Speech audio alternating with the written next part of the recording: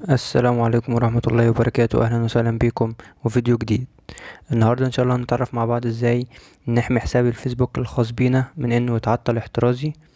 طبعا أنا عامل بتاع ده 30 أكاونت، وفي هنا 20 أكاونت كمان، آخر صفين دولت مش معمول فيهم أكاونتات، فكده كام 50 أكاونت. وطبعا أنا اتقفل لي بتاع 50 أكاونت زيهم، فانا ربطت يعني ايه اللي خلى الايميل ده يتقفل والايميل ده ما يتقفلش. وفي ايميلات بقالها معايا بتاع سنة، وفي ايميلات انا عاملها من شهر واحد اللي فات ولسه شغالة لحد دلوقت. فانا ربطت الحاجات دي ليه الاكونتات دي اتقفلت ودي ما اتقفلتش. فتابع معانا الفيديو لحد الاخر، وانا بضمن لك بنسبة 100% انك لو التزمت بالحاجات اللي هقولها في الفيديو ده الاكونت بتاعك مش هيتعطل نهائي. فتابعونا بعد الفاصل.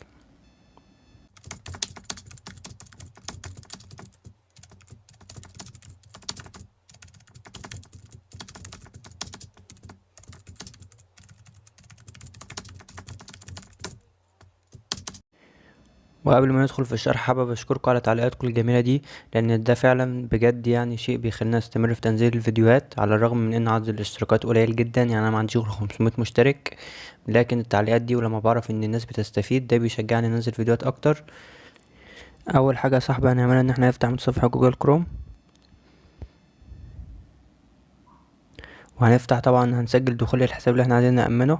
طبعا الحساب ده بقاله معايا اكتر من سنه وما اتقفلش ولا هيتقفل، لان انا بلتزم بالحاجات اللي انا هقولها. تمام. والحاجات دي لو التزمت بيها فانا بضمن لك بنسبة 100% ان الاكونت بتاعك مش هيتقفل. ودلوقتي هنروح على الثلاث نقط اللي فوق دول، وهنعمل العرض بسطح المكتب. وبعد كده هنيجي هنا وهنلزق الرابط. هسيب لكم الرابط بتاعه في الوصف. الرابط ده هنلزقه هنا وهنضغط على ذهاب. هيجيلنا الواجهة دي. طبعا هنا بيقول لديك 9 حسابات اختبارية. تمام. فاحنا هنخلوهم 10، هنضيف حساب كمان. انت مش هتلاقي ولا واحد، فهتعمل انشاء حساب. تمام. طبعا انا عشان عملت 9 اكونتات فايه فاتقفل وكده مش راضي يعمل تاني. فاحنا هنفضل نعمل ال10 اكونتات على فترات متباعدة طبعا. فهو لما يجي حد يبلغ عنك او يعمل اي حاجة والحساب يجي يتعطل، فهيجي واحد من دولت هو اللي يتعطل، مش الحساب الاساسي بتاعك. تمام. فدي خطوة مهمة جدا، وانا مش متأكد منها، لكن في قنوات كتير اتكلمت في النقطة دي وانا شفتها فحبيت اشارك المعلومة دي معاكم. ان هو لما بيجي حد يبلغ عنك فهيتقفل اكونت من دولت، وتيجي هنا تلاقيهم قالوا فتزود تاني. تمام. وده شيء يعني انا واثق فيه بنسبة 70% كده.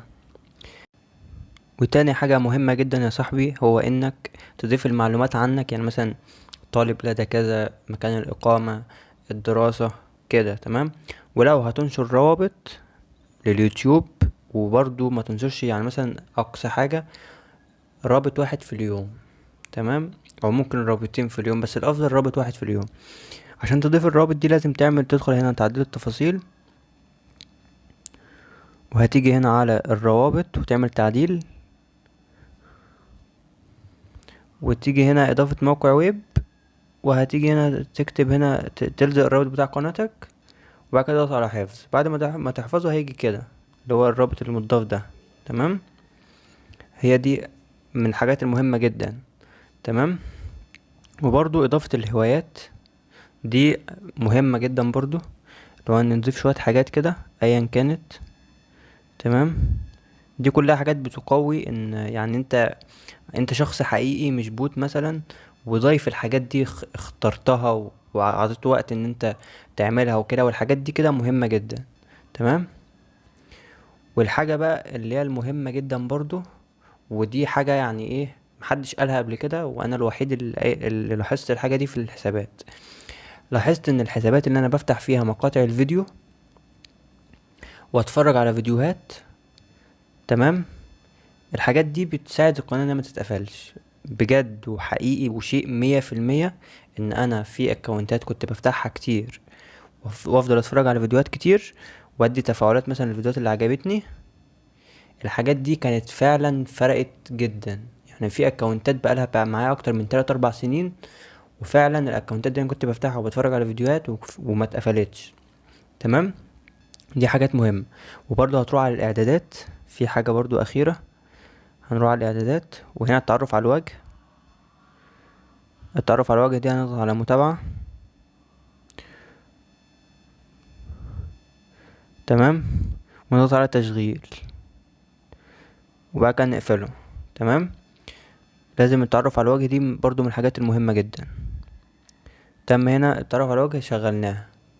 تمام، دي حاجة مهمة جدا ولازم نعملها. من الحاجات المهمة جدا جدا برضو يا صاحبي، انك ما تعملش تعليقات كتير ورا بعض في وقت قليل. يعني مثلا اقصى حاجة عشان يبقى مضمونة، يعني 3 تعليقات في الدقيقة. تمام، يعني ده المعدل المتوسط كده عدد التعليقات في الدقيقة، لان انت بيكون في حد مسموح بيه في عدد التعليقات في الدقيقة. ولو انت برضو ما تخطيتش لحد، بس يعني عملت 3 تعليقات وتلات تعليقات وتلات تعليقات، كتير جدا كتير جدا، فده بنسبة 100% الاكونت هيطير. تمام، فتجنب الحتة دي. وما تشتمش حد، لان انت لو شتمت حد وعمل بلاغ، الفيس هيشوف الكومنت اللي انت شتمت فيه وهو هيعمل بلاغ، فاكيد برضو هيتقفل. تمام، فانت لازم تتجنب الحاجات دي كلها. ولو نفذت الحاجات اللي انا قلت عليها في الفيديو ده، فانا بضمن لك بنسبة 100% ان الاكونت عمره ما يتقفل. اهم حاجة بس تلتزم.